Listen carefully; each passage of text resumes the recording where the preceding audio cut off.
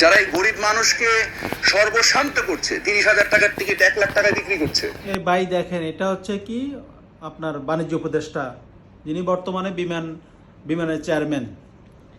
আমার কথা হচ্ছে, ওনারা সরকারে আছে, ওনারা কেন প্রবাসীদের জন্য এক একটা দেশ অনুযায়ী তারা এক একটা রেট দিতে পারে না সরকার পক্ষ থেকে?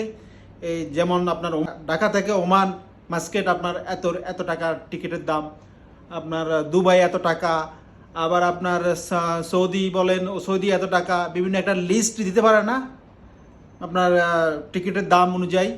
এগুলো একটা লিস্ট দিলে তো হয়।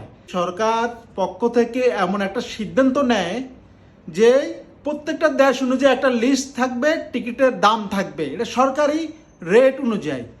এটার থেকে অতিরিক্ত যারা নিবে তাদের বিরুদ্ধে আপনার আইনত ব্যবস্থা নেওয়া হবে। এমন কি ঘোষণা দেওয়া যায় না?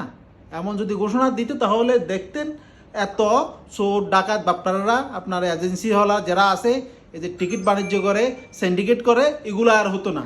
তা আপনারা সরকারে বসে কি করতেছেন? বড় বড় কথা বলতেছেন। আপনারা এমন একটা ডিসিশন নেন, দেখবেন আপনার এজেন্সিগুলো কীভাবে তারা সোজা হয়ে যায়।